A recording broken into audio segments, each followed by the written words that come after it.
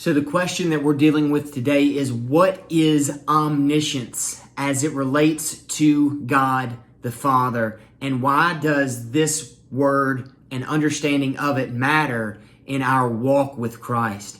And so let's start with the definition. It says omniscience, first and foremost, is not found in the Bible. Omni is word for all in Latin, and it's also scientia is the Latin word for knowledge or knowing. Having perfect knowledge, total infinite awareness and knowledge is where it comes from. And so I'll give you the classical theist definition is all-knowing because he knows all there is to know. His self-knowledge is perfect, and his self-knowledge includes what he causes. His self-knowledge is perfect, and his self-knowledge includes what he causes. Thomas Aquinas famously said that God necessarily knows things other than himself, for it is manifest that he understands himself perfectly. So we know things, we as humans, we know things when we are acted on by those things. Okay, so we as humans know those things when we are acted on by them. God knows things because he caused their existence. And so here's an example of what something on earth is close to omniscience, but so very far off in the same exact breath.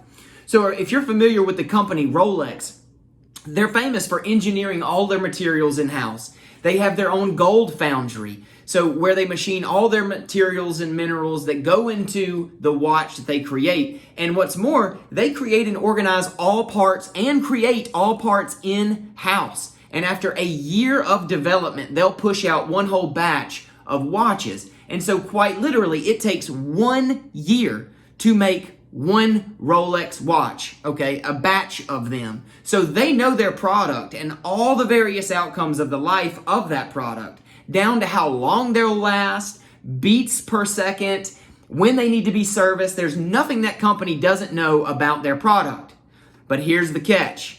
The company Rolex, they are still being acted upon by their watches. Okay, so even though they're creators, although creators, in order to be omniscient, Rolex would have to know exactly how each watch would be used by an autonomous person, the future owner of the watch. They would have to be able to be the creator of not only of the watch, but of the person that would use their watches in order to fulfill the title of omniscience, and therefore be all-knowing of everywhere the watch would go after its creation.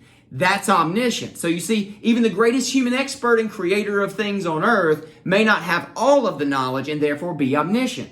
So the word for that is God is immutable. So he cannot be acted upon by created things. He doesn't receive knowledge by being acted upon by the things that he observes. So whether those are free or unfree actions, simply put, God is not surprised by your actions. So if God is all-knowing, how does this impact your ability to have free will? So one common argument is this regarding free will and omniscience of God. If God knows I will do A instead of B, and it is impossible for God to be wrong, therefore I must do A.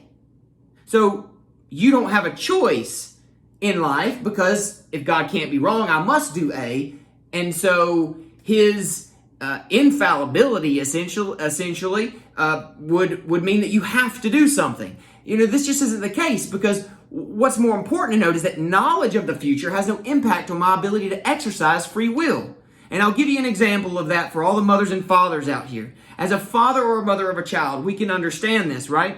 Is if you or a mother or a father, if you're a mother or a father and you've raised up a son or a daughter, so after a few years, you'll know within a reasonable certainty how your child will react to an external stimuli. For example, if you are to take away a sucker, your child might cry. If another parent were to take away the sucker from their child, they would know that it would get angry and slap.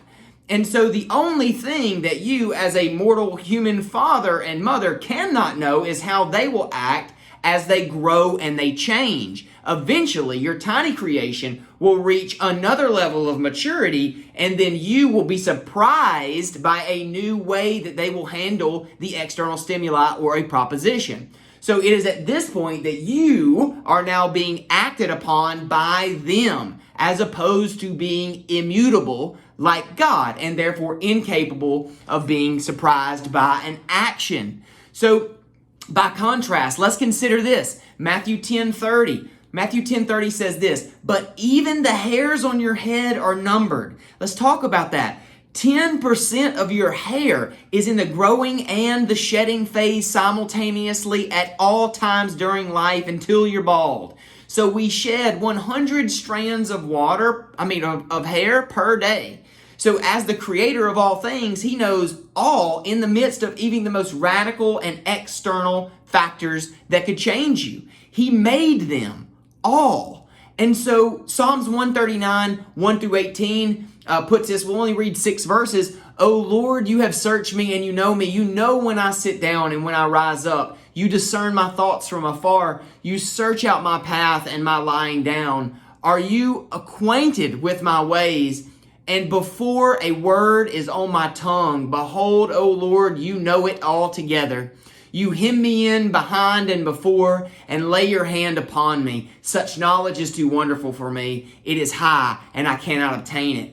In 1 Chronicles 28:9, Solomon, "My son, know the God of your father and serve him with a whole heart and with a willing mind. For the Lord searches our hearts, and he understands every plan and thought. If you seek him, he will be found by you. But if you forsake him, he'll cast you out forever."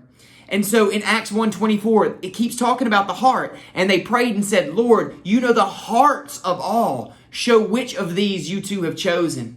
And in 1 John 3:20, it says, "For whoever our heart condemns us, God is greater than our heart. He knows everything."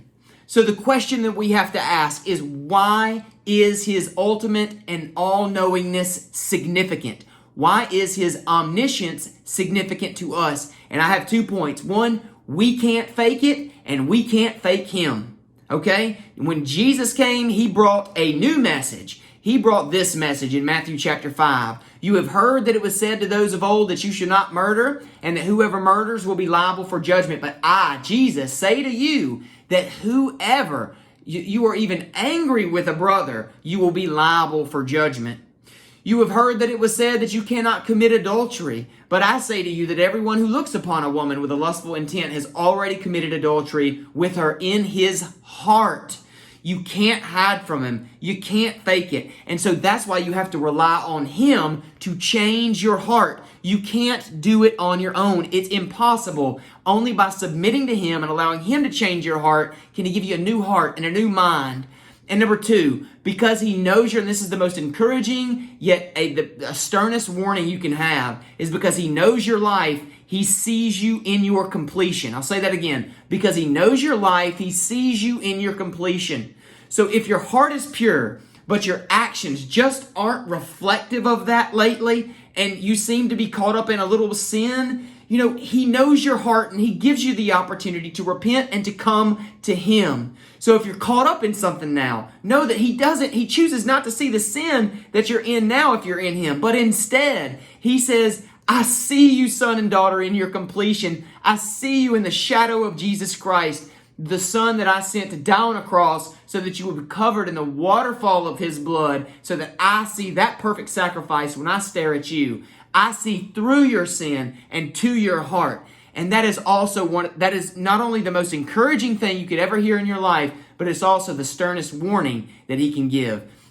In Hebrews 4:13, it says, "No creature is hidden from his sight, but all are naked and exposed to the eyes of him who we must give account." There's no more sterner warning, but also biggest encouragement, that he sees your heart. And all you got to do is seek him with a pure heart and seek his face, and he promises that you will find him. I love y'all. Give yourself over to him today. Pray to him. Seek out his word. I'm here for you if you need it. All you got to do is message me on YouTube, Facebook. I'll talk with you personally. whatever we need to do to ensure that you feel comfortable in your salvation and have a full and true knowledge of the gospel and that you're obedient to it. I love y'all. See ya.